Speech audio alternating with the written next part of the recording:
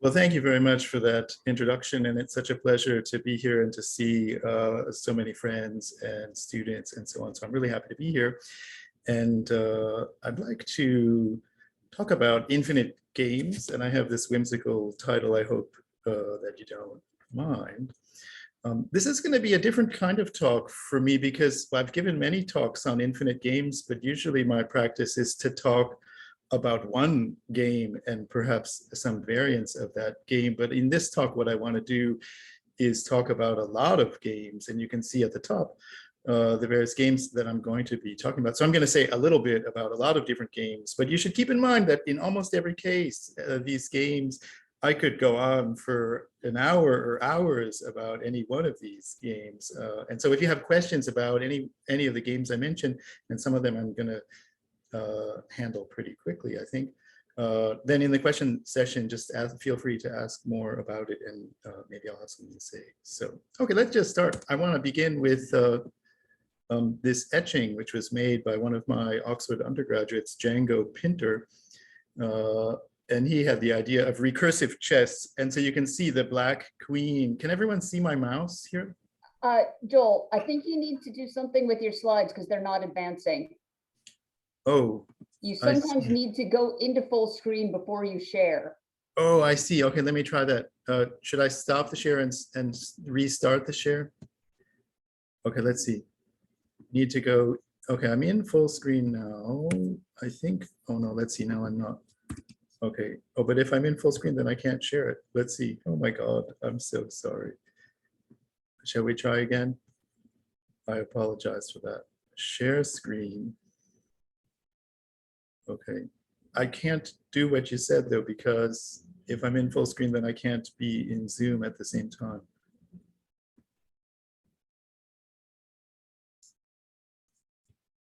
So is this working now? It's not full screen, but if I go to full screen now, is it advancing now? No. Okay, so let me, well, I don't know how to do it. What if I do it like this? This has never happened to me before. Let's see. Can I go to presentation mode like this, maybe, instead of doing Control L? Now does it advance? No. No? Okay. Well, what if I just do it like this? I'm sorry, I don't know how to solve this problem. So yeah, I think that's the best, if you just don't do full screen. Okay, so can everyone see this recursive chess now? Yes.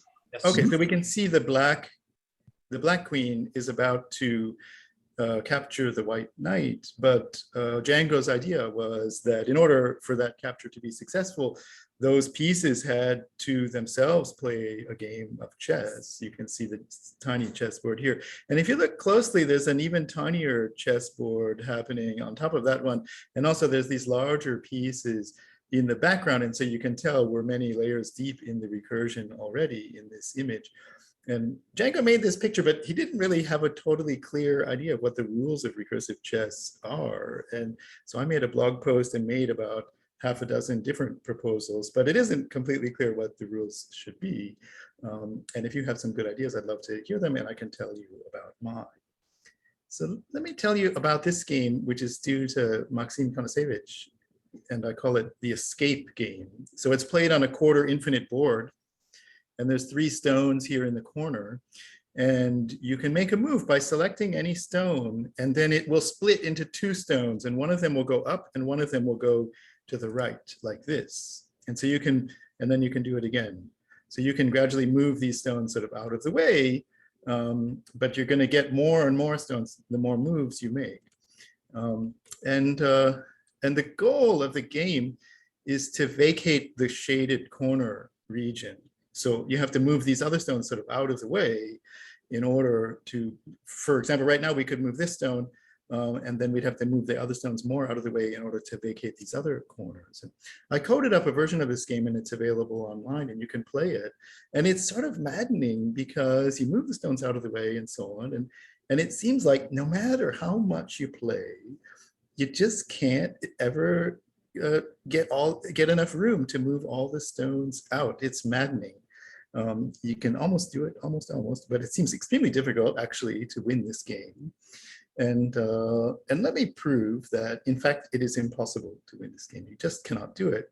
It's impossible to vacate the 3 corner cells. And the way to prove that is you can assign these numerical values like the geometric series to the cells. And these numbers have the property that every cell is the sum of the cells above and to the right. So a quarter is an eighth plus an eighth and so on. And that means that the value of the stones, the total value of the stones, is invariant before and after the move. And therefore, since the total value of the stone starts out with 1, a half plus a quarter, then after any move, it stays at 1. So the value, no matter how many stones there are, wherever they are, it's going to add up to 1.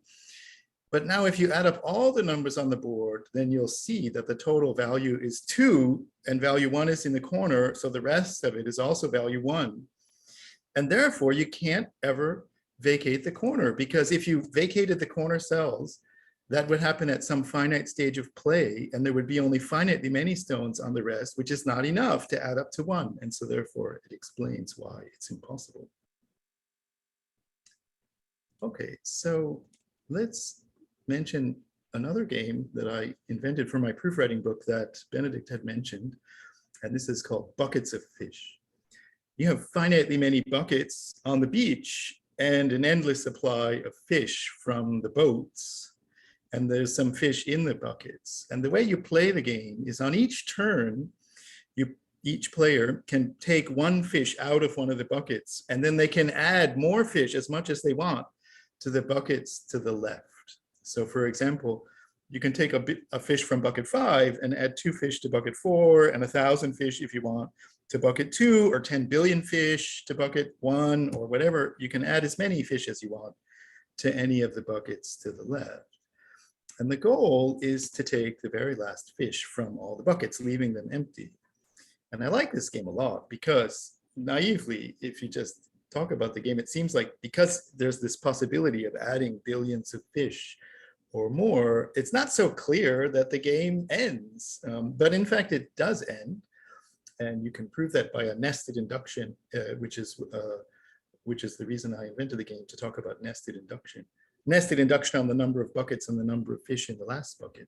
There's also a proof associating any position with an ordinal below omega to the omega. So let me move on to this wonderful game that I call the Chocolatiers game. And the Chocolatiers game, it's an infinite game. And the chocolatier serves up finitely many chocolates and adds them to the platter, the serving platter. And the glutton selects on each round 1 chocolate from the serving platter and eats it. And the glutton wins after infinite play if all the chocolates get eaten. Okay, so finitely many chocolates added each time. The glutton can pick 1 and eat it, and the glutton wants to eat them all. Okay, so it's pretty clear that the glutton can win this game, because if the glutton just imagines the serving platter as a kind of queue and always put the new chocolates at the end of the queue and eat the chocolate at the front of the queue, then because only finitely many chocolates are being added each time, then after omega many steps, all the chocolates will be eaten.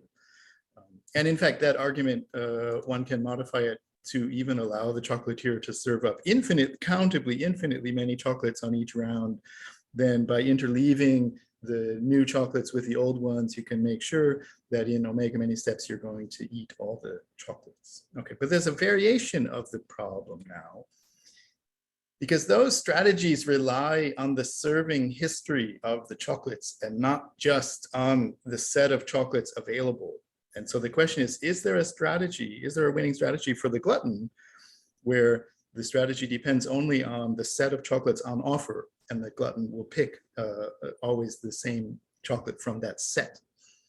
And in one sense, the answer to that is obviously no. If chocolates can be repeated, then the chocolatier should simply serve up any set of chocolates, and the glutton will pick one of them, and then the chocolatier would simply replace that one with an identical chocolate, and then it would have to be picked again the very same one, and so on. You would always be picking exactly the most delicious one. Of course, you always just give him the most delicious one, and the glutton never eats the boring ones. Then, okay, but if the chocolates are distinct, in other words, if there's no repetition allowed, well then, okay, of course, if there's only countably many chocolate types that are possible, then again, we're going to have a winning strategy, because I just enumerate all of the possible chocolate types, and I look at what chocolates are available at any round, and those will have some indices in that list, and I just eat the one with the lowest index, and then every single chocolate will be eaten. Okay, but what if the chocolatier is uncountably creative and choosing chocolate types, say, from a continuum of possibilities? Then that argument doesn't seem to work. And in fact, you can prove that there is no set-only winning strategy in that case.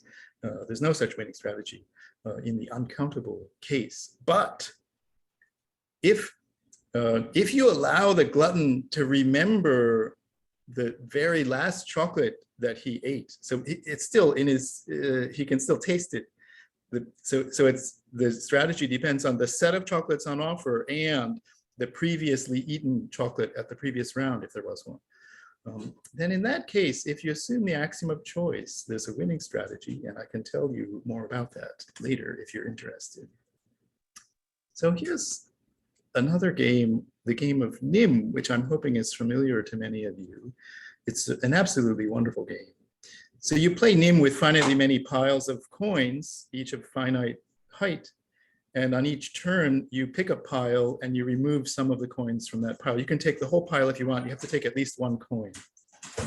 And whoever takes the very last coin altogether wins the game.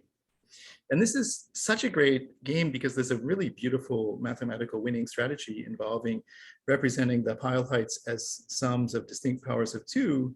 And the strategy is to balance those substacks of height power of 2. And even children can learn this strategy. I've gone into the schools, I've taught dozens of kids how to play Nim and win. And the strategy is just complex enough that if you don't know the strategy, you're very unlikely to play in accordance with it. And someone who does know the strategy will beat you basically every single time.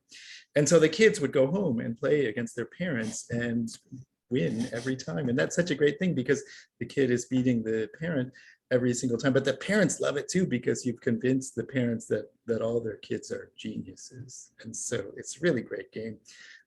Even though it's a kind of solved game, it's enjoyable to play because you have to do the calculation. So of course I want to play infinite Nim. And so we're going to still have only finitely many piles, but the heights of the piles will now be ordinals. And so for this Nim position, for example, then it might not be so clear at first what we should do to play.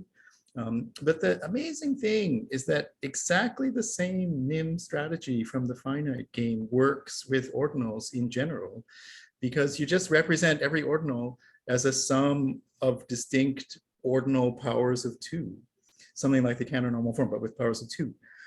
And every ordinal has a unique representation in that way, sort of binary representation. And you should just play this balancing strategy to balance those powers of 2. And so if we look at this position, then we can see that there's an extra 1 because we have 5 1s in the representation altogether. And this omega squared is problematic because as a power of 2, as an ordinal power of 2, it's 2 to the omega times 2. And it's the only, that's the only occurrence of that power of 2. So we have to play on the omega squared one, and all the other powers of 2 are balanced. And so the winning move is to change that omega squared to the number 1. And that's the only winning move. If you don't do that, then the opponent will be able to balance and take over the winning position. So let's go to Sudoku. Of course, the familiar Sudoku game. Normally, Sudoku is played by one person, but I want to think about it as a 2-player game. And we start from an empty board, and you put numbers onto the board. And the rule is that you have to obey the Sudoku condition, which is that every row should not have any repetitions, and every column and every subboard of the 9 subboards there. And then whoever can't play, it's not about getting a global solution. What you want to do is play so as to trap your opponent so that they can't play. And so you lose the game if there's no legal move. So this is a finite game, of course, but I want to understand it before we go infinite. So if n is even, every Sudoku board is n squared by n squared for some n. There's also these rectangular ones, but I just want to concentrate on the square case now. If n is even, then the second player wins the Sudoku game. And the proof is a kind of copying strategy. You just reflect their move. If red goes first and plays a 1 here, then I just copy. If they played a 2 here, I just reflect and copy. And that's going to be a winning strategy because it can't be that the reflection causes a violation of the Sudoku condition, because then the unreflected version would have already been a violation of the Sudoku condition. And so if we haven't violated it yet, then the reflected version also will not violate it. So that's going to be a winning strategy for player 2. But this argument doesn't work at all if n is odd, because when n is odd, then there's a center square and a center row and a center column, and we can't just reflect like that. But anyways, we can still say the first player wins if n is odd in the Sudoku game. And the proof is somewhat similar. We just start by placing a 5 in the very center. And then instead of reflecting the very same number, we reflect the 10's complement. So if blue played a 3, then you should play a 7. And if blue plays a 4, you should play a 6, and so on. And so this 10's complement reflection, if they play a 5, you play a 5. The 10's complement reflection will also have the property that the reflected version can't cause a problem if there wasn't a problem already there. And so that's going to be a winning strategy for the first player. Okay, but of course I want to do infinite Sudoku. So let's consider infinite Sudoku on the integers. So now we have a z by z array of z by z boards. So each one of these subboards is an infinite integer lattice, and we have an infinite integer lattice many of those boards. Okay, so it's hard to fit them, but you have to imagine the board's getting smaller or something. So this is, of course, just part of the whole infinite position. And now, instead of playing in the way that I just described with just kind of symmetric roles between the players, I want to introduce the solver-spoiler variation. So in this variation, the solver is trying to play a global Sudoku solution, and the spoiler is trying to prevent that.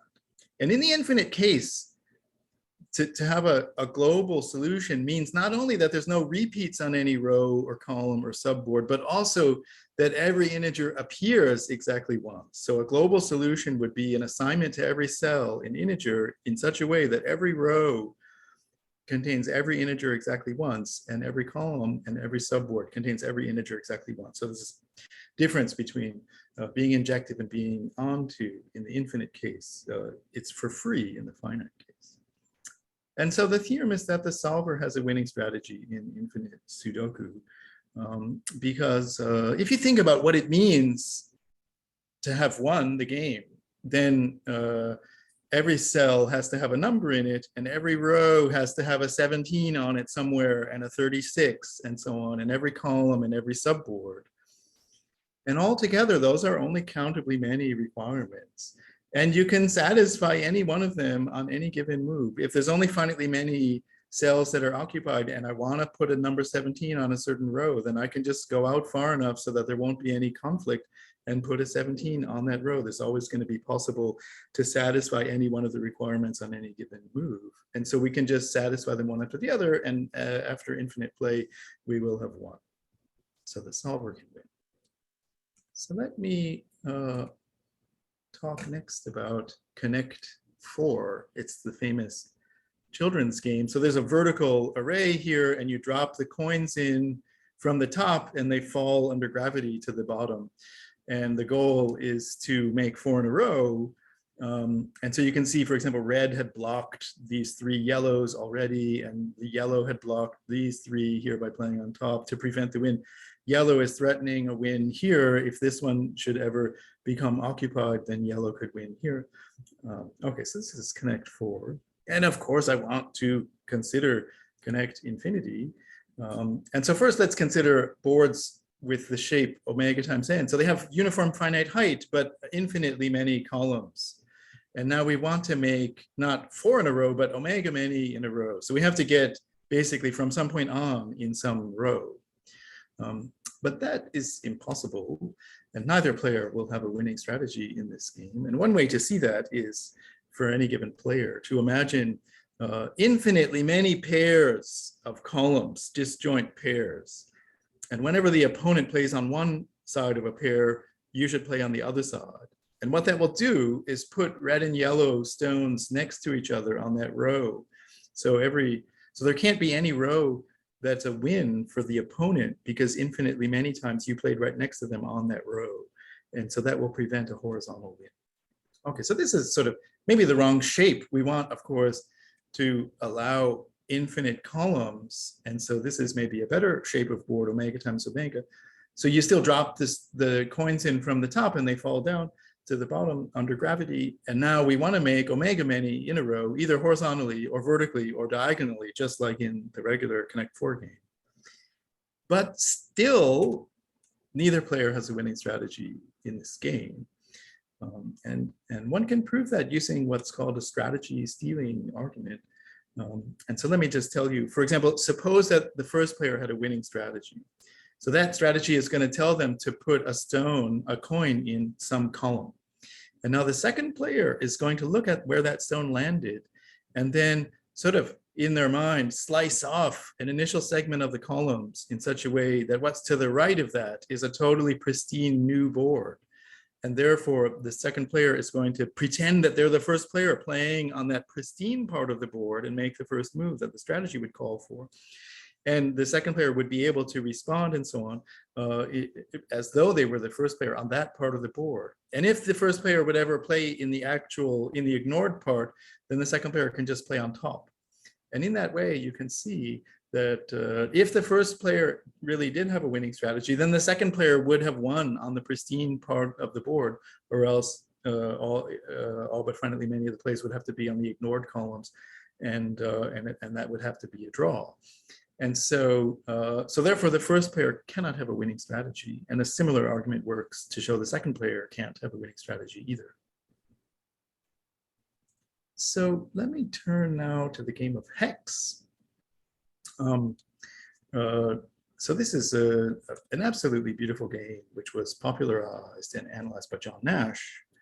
And so it's a 2-player game, and you play on this hex board.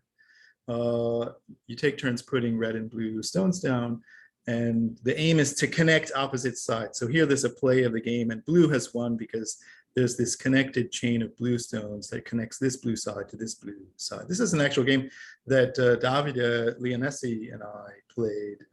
We have this paper, he wrote his master's dissertation on the infinite hex.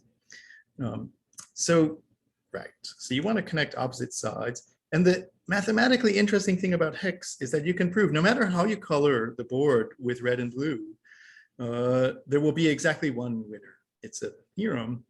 And it follows from that by the fundamental theorem of finite games that one of the players must have a winning strategy, because every play of the game leads to an outcome as a win for one of the players.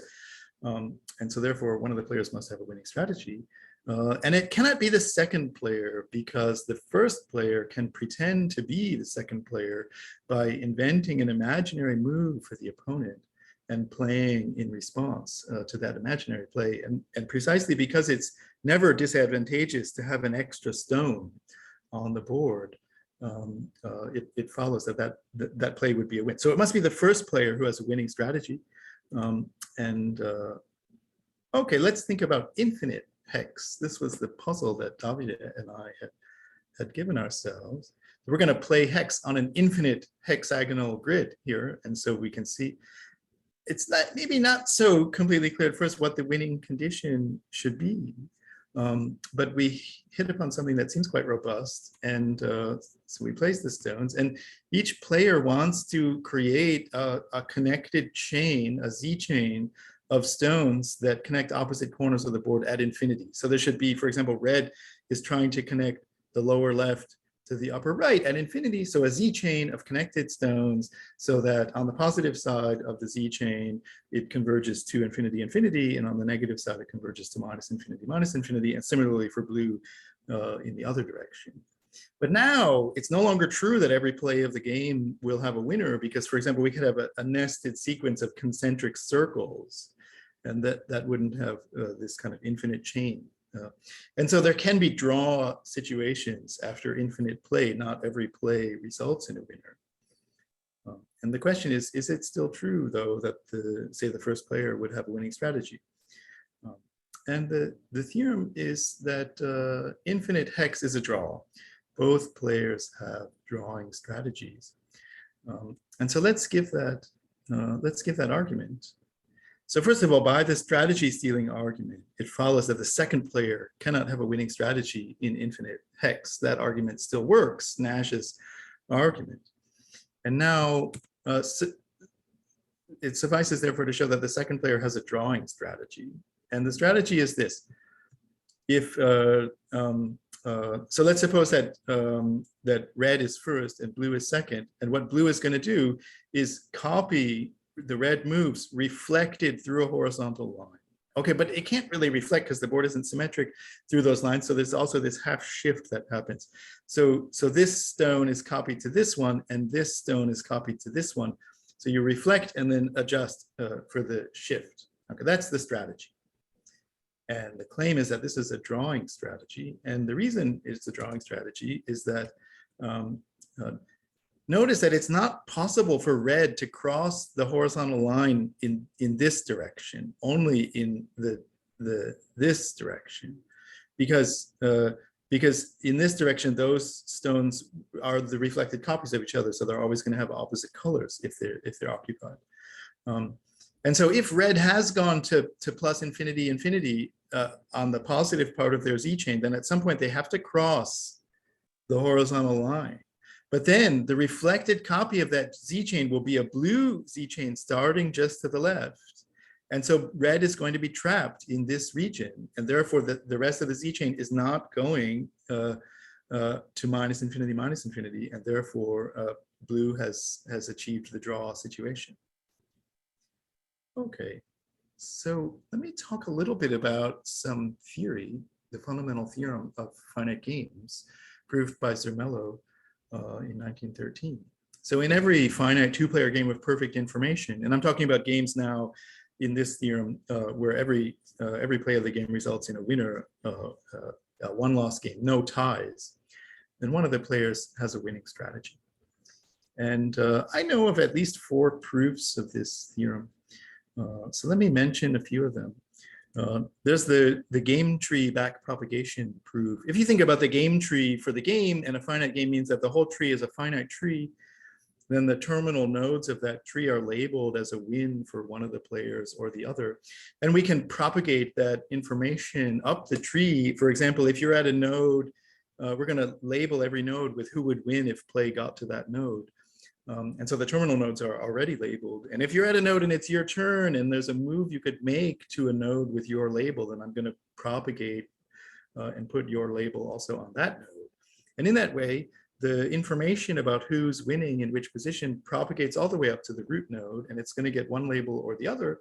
And then the winner is whoever's label gets on the root position, and the strategy is to stay on nodes with your label. There's another proof which I describe under the slogan of avoid losing. So if your opponent doesn't have a winning strategy from a certain position and it's your turn, then it must be possible for you to make a move which preserves that fact. Because if no matter what you do, the opponent then had a winning strategy, then they would also have had a winning strategy at the node where you were.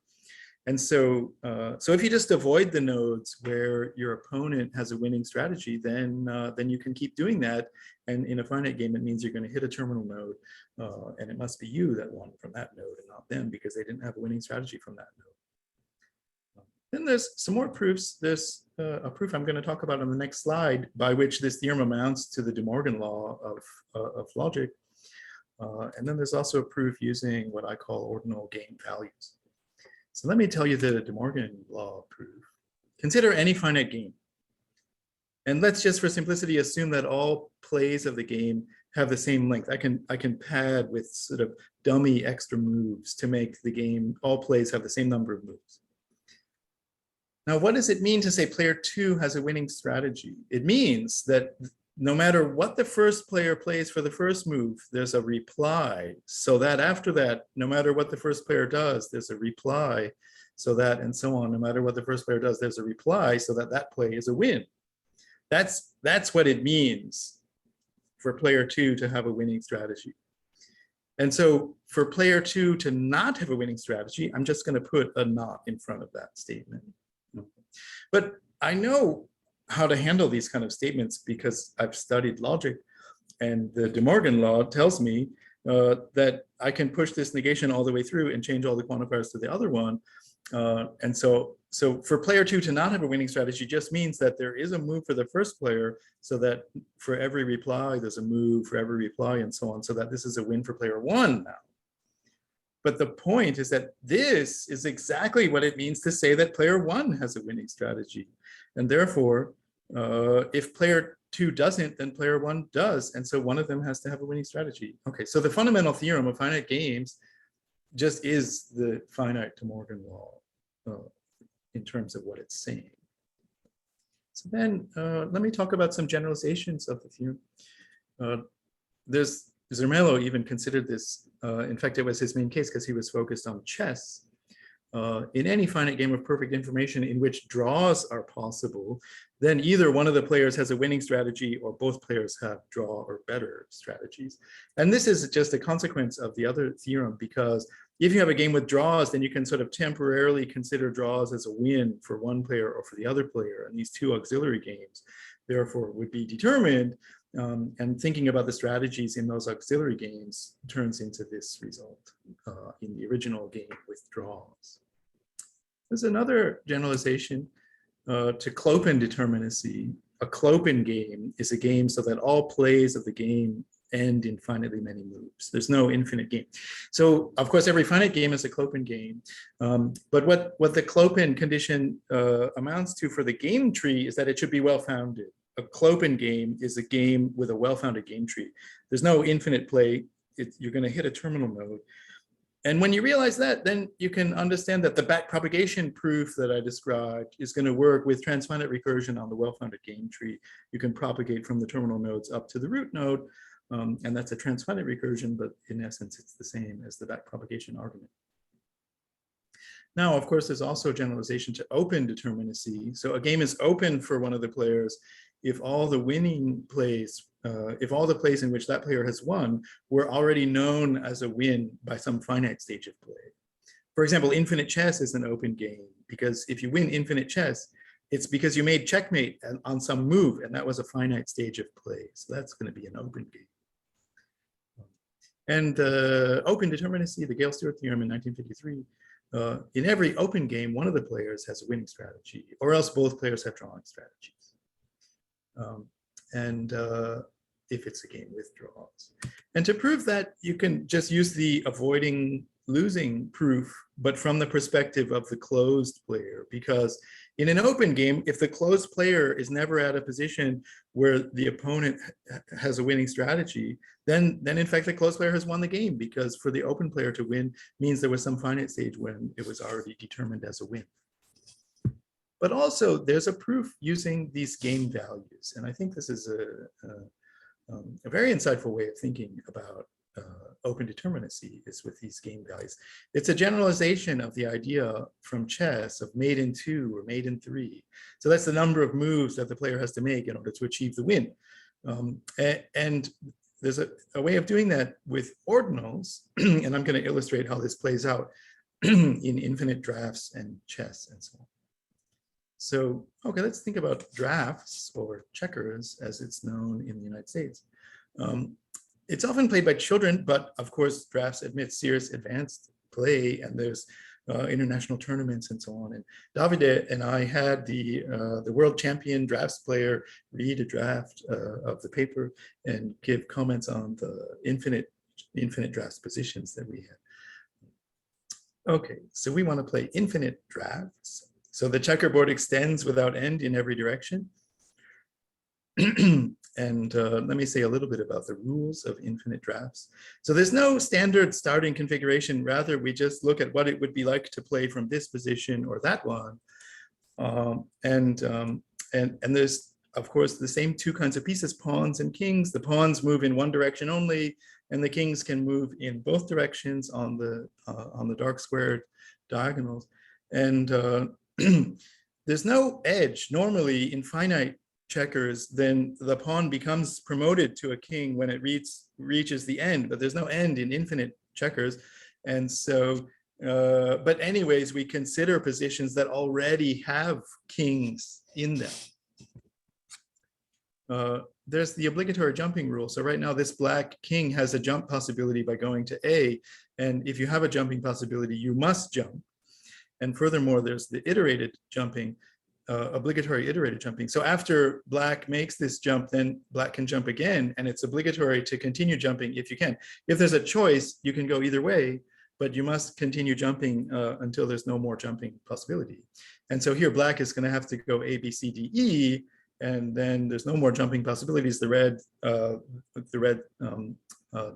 checkers are taken off, and then red will win by jumping back to F from this position. There's an interesting thing. The winning condition is you lose if you don't have a move. Sometimes people say you win checkers by taking all the pieces, but that's not quite right, because you can also win by locking your opponent up so that they don't have a legal move. So this, in chess, that's a stalemate position, which is a draw, but in checkers, it's a win for the person who created it. And that's important because it means that checkers is an open game. Infinite play is a draw in checkers. Okay, this interesting thing that happens. Imagine this infinite position with infinitely many red checkers here. Black can make a jumping move, and so it's obligatory. And in fact, it's obligatory to continue jumping A, B, C, D, E, and so on forever. And all of that takes place on one move, right? The iterated jump counts as one move.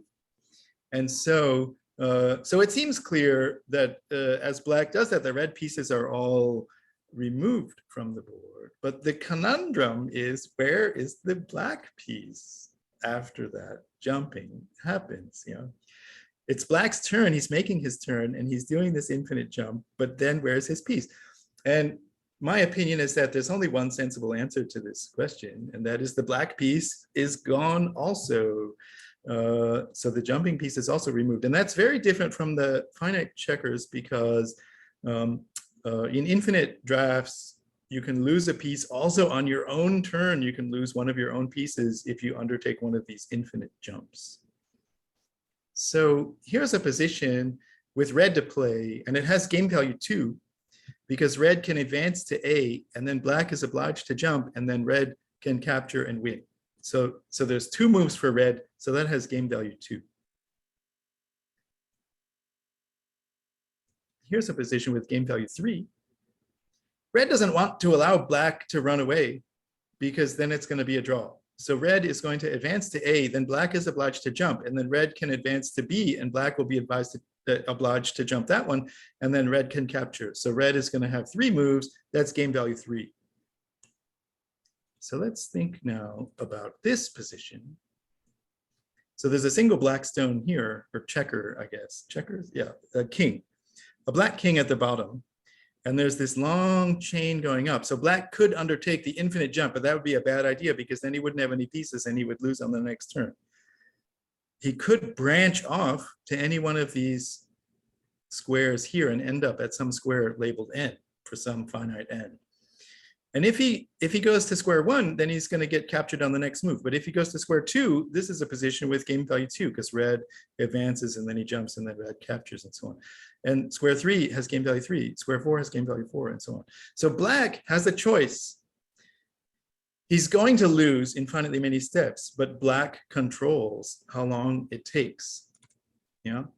So he's going to rest at square n, but then he's going to lose in n moves after that. But he gets to pick the n. He can pick any n he wants. He can go out 10 billion and then branch. if he wants. So he controls how long it takes, and that's what it means to have game value omega. So he can pick any n he wants less than omega and go to a position with that value. So value omega does not mean the game is going to last omega many steps. It's a confusion sometimes people have. Value omega means black can move to any position with value less than omega that he wants. For any n less than omega, he can create it to have value at least n. Okay, now what David and I proved is that every countable ordinal arises as the game value of a position in infinite drafts. This is something that I've wanted to prove for years about infinite chess, and we haven't been able to do that for infinite chess, but for checkers, we've done it. So let me tell you a little bit about how this goes. This is the optimal result because it's a countable game, and so the values will never be bigger than omega 1. Will never be omega 1 or bigger. So so the main proof idea is to embed certain well-founded trees into positions of infinite drafts. And so I'll show you what those trees look like. So that the basic idea is that we're going to take a well-founded tree and copy it into a checker's position, so that playing the checkers game is just like climbing through that tree. And that is going to tie together the game value with the rank of the well-founded tree. And since there are well-founded trees of any countable ordinal rank, it implies that there will be checkers positions with those game values.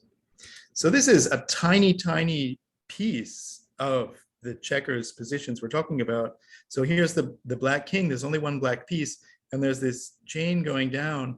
And that's going to go infinitely, but there's going to be infinitely many offshoots. So this is like a single branching node of the well-founded tree. And black can jump down here and choose any offshoot he wants. That's like climbing the tree to picking a successor. There's infinitely many successors of a node, and black can pick any one of them that he wants. And when he branches off, he's going to come to rest at a square A like this, where there's no further jumping possibility. And then red is going to make a move.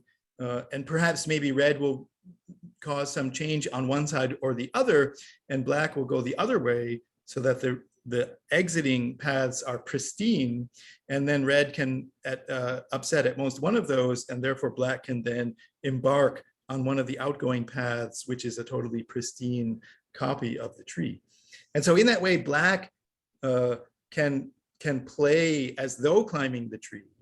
But furthermore, red can force black, in effect, to climb the tree. And those two combinations imply that the game value is tightly connected with the rank of the tree.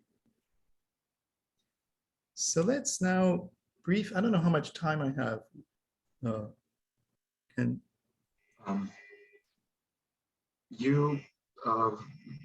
much time do you want? Let's say.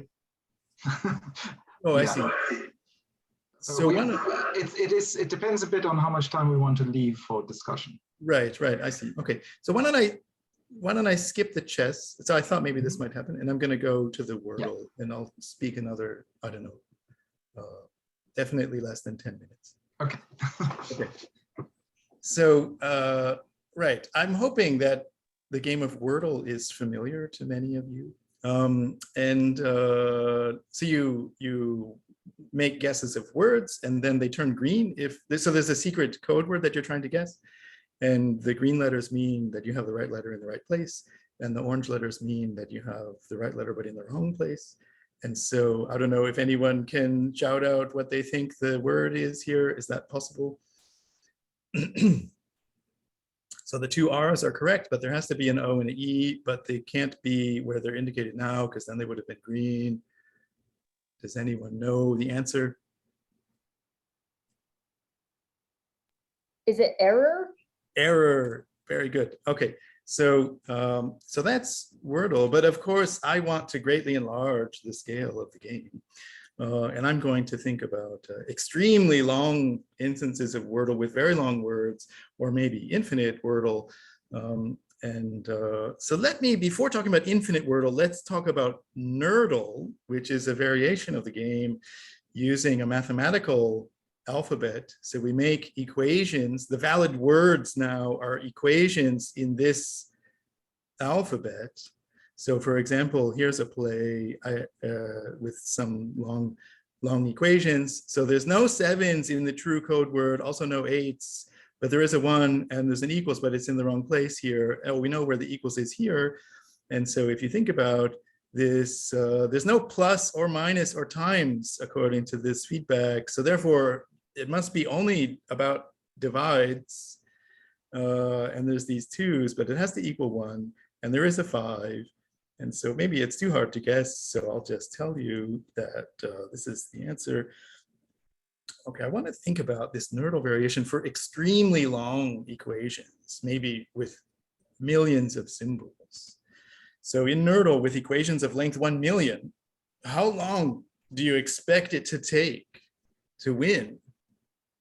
Of course, if the equations have 1 million symbols in them, then it's like at least 10 to the million many things you could write in there, you know, because you could put any number times 0 equals 0 or something. So it's basically on the order of 10 to the million at least valid equations, right? And so maybe you would think that it should take a very long time. And I have an upper bound on the length of time, the number of guesses that you would need. And so the theorem has this form. So in Nerdle with equations of length 1 million, the code breaker can win within at most a certain number of guesses. And the answer is 15. You can always win in 15 guesses. And I think of this theorem as related to the observation about Wordle itself, namely that it's kind of shocking that you can win Wordle often with like 3 or 4 guesses. And isn't that absurd? Because like any word possible. And the point is that actually with these equations of length 1 million, sure, there's a lot of equations of that length, but also you get a huge amount of feedback. All those green and yellow feedback, that's a huge amount of information. And so in 15 guesses, in fact, you can always do it. And so here, let me give you the proof. You can start with any guess, any valid equation for your first guess. And maybe you get some green letters. We're going to ignore the orange ones, in fact. And then for the second guess, I'm going to put an equation that agrees on the green cells and on all the other non-green cells uses a new symbol. Okay, and you might say, well, why is that possible? Why is there a valid equation that's using the correct ones on the green ones, but using something different on all the other ones? And the reason why I know there is such a thing is because the right answer is such a thing.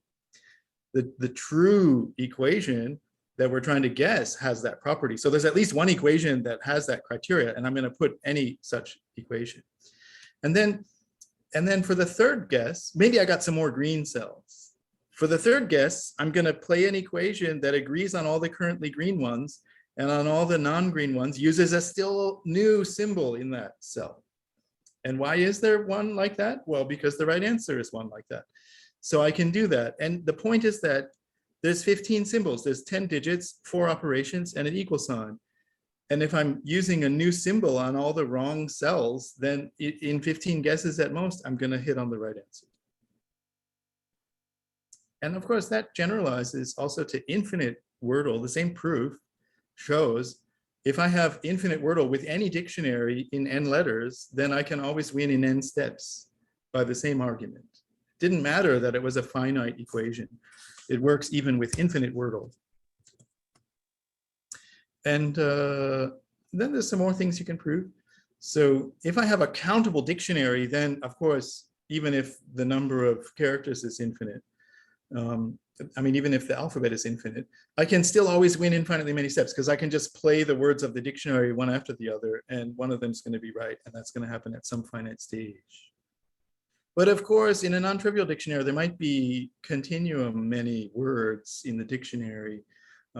And so what I can prove is that in infinite Wordle with words of size omega and a countable alphabet, you can always win at stage omega. You can know what the word is. You might not win at a finite stage, but you can always win at omega at the latest. You don't have to go beyond that. And it's provable that sometimes it takes that long. So for some dictionaries, you can't win at a finite stage. So let me move to mastermind now.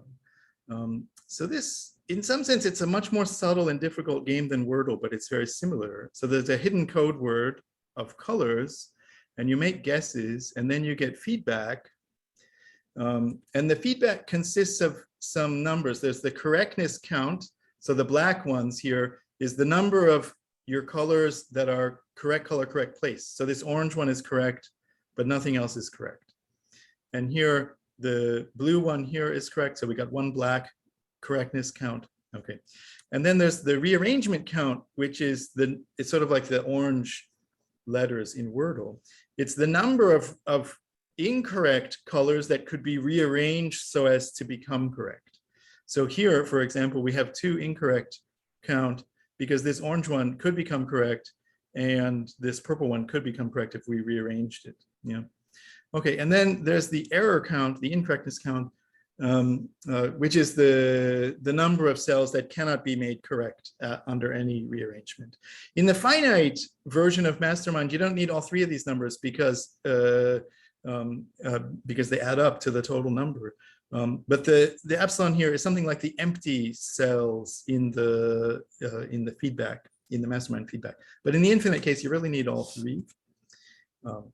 Okay, so I want to play infinite Mastermind with omega many colors and duplication allowed. Then the codebreaker can always win at by stage omega. And the way you can do that is you can play constant color sequences and also almost constant with only one different. And with all those color words, you can determine exactly what the right sequence is. By omega. So you'll know the answer at omega. Okay. But in no duplication infinite Mastermind, that's no longer true. You can't use those constant words anymore. Duplication is not allowed. And it turns out that for no countable ordinal can the codebreaker win by that stage. And so it becomes much more interesting set theoretically. The no duplication infinite Mastermind is far harder to win than the duplication Mastermind. And in particular, there's no countable winning set of guess words. So the size of the smallest winning set of guess words is an uncountable cardinal. And I define the Mastermind number. It's a cardinal invariant. Is the size of the smallest winning set for no duplication infinite Mastermind using words of length omega over a countably infinite color set. So this is the fewest number of guesses, so that if you get the Mastermind feedback for those guesses, then you know the code word. That's what it means to be a winning set. And there's variations. For example, the Mastermind number with an asterisk means that duplication's allowed. If I put a hat on, it's not just about the size of the set, but the length of play using the feedback on the earlier ones. And this is the Mastermind, simplified Mastermind, when you don't have the rearrangement count, but only the correctness count and the incorrectness count and so on. So there's a whole bunch of these Mastermind numbers. And the main fact is that the Mastermind number is an uncountable cardinal between Aleph1 and the continuum. So of course, under the continuum hypothesis, this completely settles it. It's equal to the continuum if CH holds. But the interesting part is that the exact value of the Mastermind number is not settled in ZFC. And in fact, it's independent of ZFC what the exact value of the Mastermind number is. And so I can show you this picture here. These are all the different Mastermind numbers. So this is the duplication Mastermind number. Duplication allowed, we said, is countable. The Mastermind number is the same thing as the covering number, the meager ideal, which can have independent values between Aleph1 and the continuum. And these are the simplified Mastermind numbers and so on. And so I have a paper on this proving all these, this classification. And so, so that's it. Thank you very much.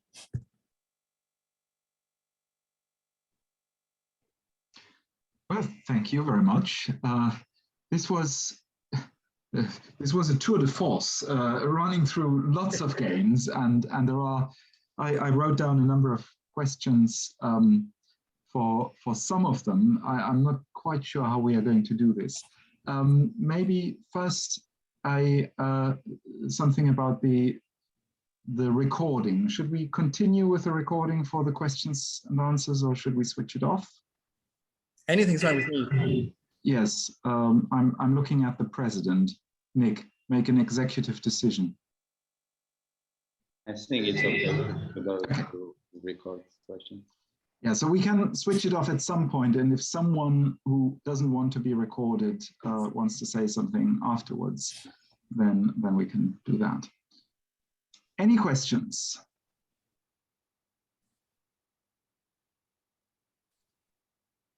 Eric Zhang. Oh, hi. I just have this question because of the first a few games called Escape, because I think it is just like a chessboard where you can, the size is still omega times omega, but you are given a left corner in that chessboard. But in some other infinite chess games, we just kind of start from in the middle of nowhere, where in every step you can be guaranteed that there's a left blank and on the below. So my question is, does it matter if we start with a chessboard where there's a left corner, or if we start in middle of nowhere? I see. Okay, that's an interesting question. So if you start with just like 3 stones, as in that game Escape, then because of the rule, you can't ever go to the other 3 quadrants anyway, right? I mean, if the rule is that you go up and to the right, then all the stones will only ever be in that quarter board. But of course, you could design other games variants where you could choose either to go up into the left or down into the left or something. So I can imagine variations of the game like that. And I haven't happened to have thought about those. So maybe you can think about them and figure out if the Konasevich proof still works in those cases. That would be interesting to know. Does it matter in games like Sudoku or some other chess games? Oh, I see. Whether it's by infinite or just one-way infinite. I see. Yeah. Right. I know. I mean, there's often variations depending on the geometry of the board. For example, we've looked also at 3D chess. Yeah, and then there's a subtle thing that happens about, for example, how do pawns move in 3D chess? Because you could think, well, they always go, opposed, or is there a 2-dimensional range of movement for the pawns? Yeah. Also, how do bishops move in 3D chess? Because you might say, well, there's a lot of diagonals available in 3D chess.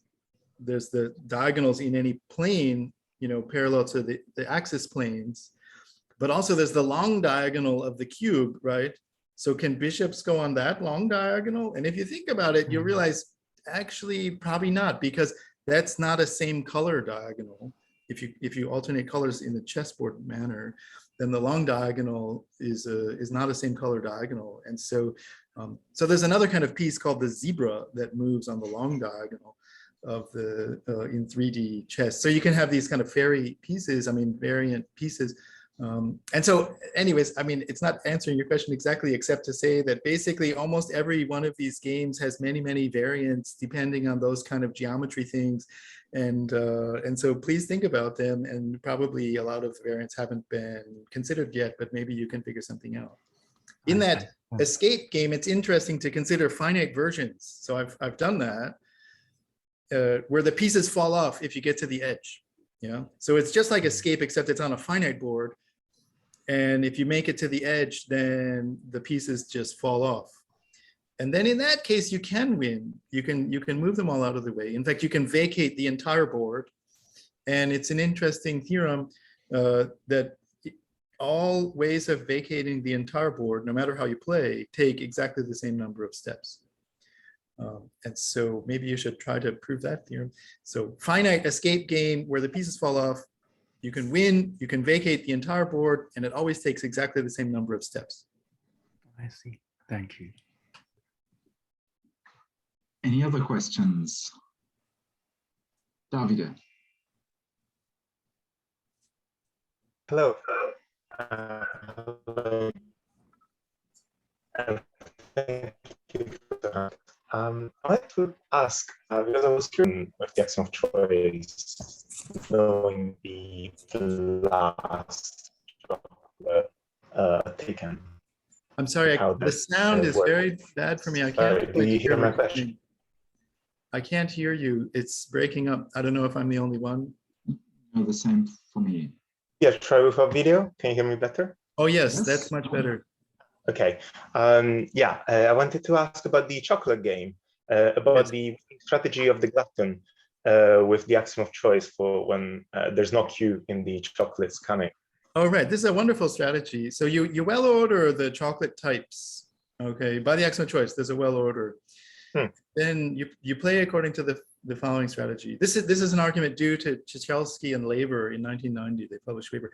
They didn't call it the chocolate game. It was called something much more boring. But this chocolate way of talking about it is my way of talking about it. Okay, so you well order the chocolate types, and then what you do is in any position, if you remember the last chocolate you ate, and if there's something available that's less than it, you pick the largest one that's less in the well order and eat that one. And if there's nothing less than the last one that you ate, then you just eat the currently largest one. That's the strategy. And the point is that whenever you eat a chocolate that's available, then you will eat all the smaller chocolates than it eventually, because you can't, there's no infinite descending sequence. So you're very often going to bottom out. But the only way you can bottom out is if you ate all of the lower chocolates than that one. And so if whenever you bottom out, you pick the largest one, it means that all the chocolates currently there are going to be eventually eaten. And so that's why it's a winning strategy. So this kind of ensures that when the chocolatier adds more chocolates, they're kind of bigger in this kind of. No, they might be smaller because maybe you're eating the chocolate and it has value, omega to the omega plus 17 or something. So there's maybe infinitely many more things that could be added later below it, but you're also going to be eating those if they happen to be below the one that you're currently eating. But this argument works only if the chocolatier is adding finitely many at a time. Ah, okay, I see. Well, okay, thank you. Any other questions? I have some. Let me start with one that is slightly embarrassing, maybe, because I am not a Wordle player. So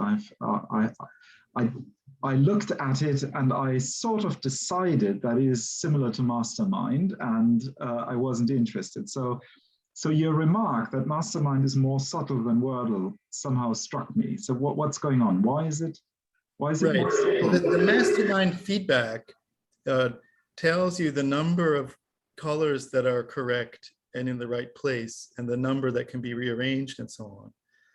And that's similar to the Wordle feedback, except Wordle tells you which ones. The green letters are the right letter in the right place. So the number of green is the correctness count and the number of orange is the rearrangement count. But Wordle is much easier because you know which ones, which in Mastermind is always the difficulty. You're looking at your code word and you say, well, I know one of these is right, but which one is it? And you have no idea. And so you have to be strategic in Mastermind to figure out, how is it possible that that one has one correct and this one has two correct? And, and so it's this missing information. And this is what I meant by saying it's more subtle and difficult, because the feedback is less informative in Mastermind than it is in Wordle. I don't know if that helps or not. Yeah, that does help. Apostolos had his hand up. Did the question go away? No, it didn't. Hi, sorry, I want to turn on my camera because the quality of the internet is not very good. It's a bit of a stupid question, but for the checkers, because I can understand what the move having value omega or the position having value omega is, but then to have omega plus 1, wouldn't it need that you can play more than omega steps? So how? No, that's not right. So the game value is not telling you how long you can play. So to have value omega plus 1 means that the losing player can make a move and get to a position with value omega in one step. But then when you're in a position with value omega, it means that on your turn, you can move to any position with any desired value less than omega. Okay, so if the position has a value, the loser is going to lose infinitely many steps. Okay, it's nothing about infinitely long play. It's going to last only finitely many steps. But the question is, how long is it going to take? And the way to think about it is value alpha is what the game, the counting down from alpha game has value alpha. You know, what is it like to count down from omega squared? You know, you lose when you hit 0. So you want to delay as long as possible. And so value omega squared, if you have to count down, well, the ordinals less than omega squared have the form, you know, omega times n plus k, where n and k are finite. And so you want n and k to be as big as you can, but there's no biggest one, so there's no sort of optimal way. But the point is that for any n and k, you can count down and be at least that big.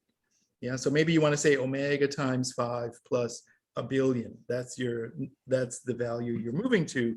And then in a billion steps, you're going to get down to omega times 5. So you made it take a billion steps to get down to omega times 5. But then you have to get smaller than that. And then the ordinals less than omega times 5 are omega times 4 plus k for some k. So maybe you would pick something like omega times 4 plus Graham's number. And then in Graham's number of steps, you would be at omega times 4. I don't know if this is helping or not, but the value is something like counting down from that ordinal.